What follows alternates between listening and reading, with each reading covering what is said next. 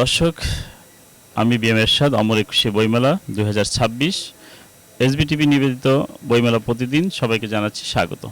পরন্ত বিকেল, আপনারা জানেন বৈশ্বিক এবং বিশেষ করে ত্রিদশ জাতীয় সংসদ নির্বাচনের কারণে যথাসময়ে এবার বইমেলার আয়োজন করা সম্ভব না হলেও বাংলাদেশ সরকার কর্তৃক নতুন নির্বাচিত সরকার অমর একুশে বইমেলার আয়োজন করেছেন 25 তারিখ থেকে। অদ্যাবধি চলছে এবং এই মেলার আয়োজন চলবে আগামী 15 তারিখ পর্যন্ত। দর্শক, আমি এখন এই মুহূর্তে আমার সঙ্গে একজন নতুন তরুণ কবির সঙ্গে আপনাদেরকে পরিচয় করিয়ে দিব। যে আপনাকে এসবিটিভির বইমেলা প্রতিদিনে স্বাগত। কেমন আছেন আপনি? আলহামদুলিল্লাহ, আমি ভালো আছি, ধন্যবাদ। আমাকে একটা বই দেখতে পাচ্ছি, আমন্ত্রণ, হৃদয় শুভ। আপনি হৃদয় শুভ? জি, আমি হৃদয়। আমন্ত্রণ বইটি নিয়ে আপনি কিছু বলুন।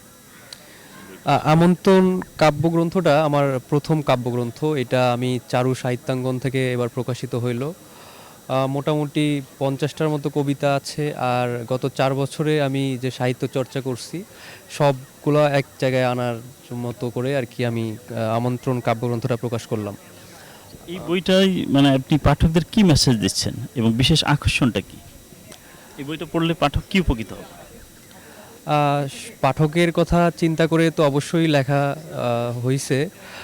এছাড়াও আমি চেষ্টা করছি যে আমার সাহিত্যের যে বাংলা সাহিত্যে যে একটা অনেক দিন ধরে একটা খরা চলতেছে, আমার মনে হয়েছে ভালো লেখনী, তারপর ভালো কবিতা, গদবাঁধা কবিতার আড়ালে বা এগুলা ভালো লেখাগুলো অনেকটা আড়ালে ছিল আর কি, কিংবা কম হয়েছে এরকম বলা যায়।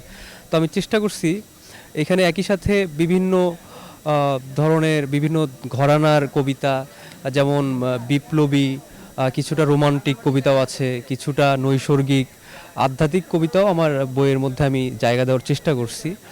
আমি আশাবাদী দর্শক কিংবা পাঠক তারা হয়তো এই কবিতাগুলো ভালোভাবে নেবে আর কি। কবিতা নিয়ে আপনি কি বলতে চান? কবিতা নিয়ে আমি আসলে 2026 সালে এসে আমি খুব একটা আশাবাদী না, কারণ এখনকার যে আমাদের শুধু জেনজিকে বলবো না, মোটামুটি পৃথিবীটাই কেমন যেন একটু কবিতা বিমুখ হয়ে গেছে আর কি, সাহিত্য বিমুখ বলা যায়। একটা কথা বলি, জি, আমি অ্যাড করে দেই আপনাকে। আমি সবসময় বলি যে কবিতাকে ভালোবাসে না সে তার নিজের প্রিয়জনকে ভালোবাসতে জানে না। যেখানে কবিতা নেই সেখানে প্রেম নেই, সংগ্রাম নেই, স্বাধীনতা নেই, বিপ্লব নেই, তুমি নেই, আমি নেই, কিছু নেই। জি, আমি আপনার সাথে পুরোপুরি একমত।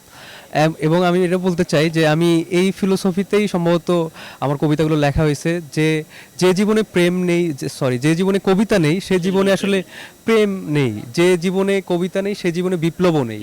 আমার কাছে এইটাই মনে হয়েছে। এছাড়া আমি বর্তমান যুগে কবিতা নিয়ে খুব একটা আশাবাদী না, তবে এটা বলতে পারি যদি কবিতাকে ভালোভাবে ইনফ্লুয়েন্স করা যায়, সরকার থেকে যদি এটাকে প্রেস করা যায় আর কি, এরপর প্রকাশনা সংস্থাগুলোকে যদি প্রণোদনা দেওয়া যায় যে কবিতাগুলো প্রকাশ করতে সঠিক কোয়ালিটি সম্পন্ন, তো সেক্ষেত্রে মনে হয় কবিতা খুব একটা চেঞ্জ আনতে পারে সামনে। বইমেলা কেমন লাগছে?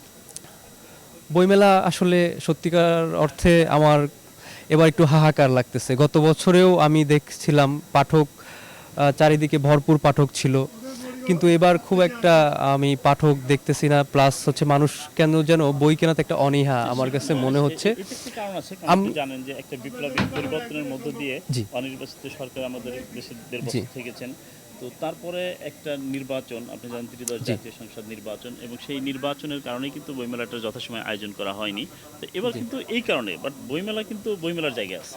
হ্যাঁ, বইমেলায় এসে আমার ভালো লাগতেছে, আমি উচ্ছ্বসিত, যেহেতু আমার প্রথম কাব্যগ্রন্থ প্রকাশিত হচ্ছে। আমি নিজে মানসিকভাবে এবং কি উৎসবের মধ্যে আছি এরকম মনে হচ্ছে। তবে বইমেলা আরো জমতে পারতো, সেটা অবশ্যই। আর এখনো। তাছাড়া যেহেতু আপনার এটা প্রথম বই, আমরা জানি যে কোনো রাইটার বা লেখক বা কবির প্রথম বইটা হচ্ছে তার সন্তানের মতো, জি, এবং সে জি, এমনভাবে লালন এবং পালন করে এই বইটি নিয়ে সে অনেক উচ্ছ্বাসিত স্বপ্ন দেখে। জি। আমরা আপনার এই আমন্ত্রণ বইটি নিয়ে উত্তরোত্তর সফলতা কামনা করি এবং পাঠকদেরকে বলবো যে পাঠক আপনারা বইমেলায় আসুন এবং আমন্ত্রণ হৃদয়ের শুভর এই বইটি সংগ্রহ করুন। আপনি অনেক অনেক ভালো থাকুন, সুস্থ থাকুন এবং আপনার বইয়ের জন্য শুভকামনা রইল। আপনাদেরকে অসংখ্য ধন্যবাদ এবং সবার জন্য শুভকামনা রইল। ধন্যবাদ। ধন্যবাদ।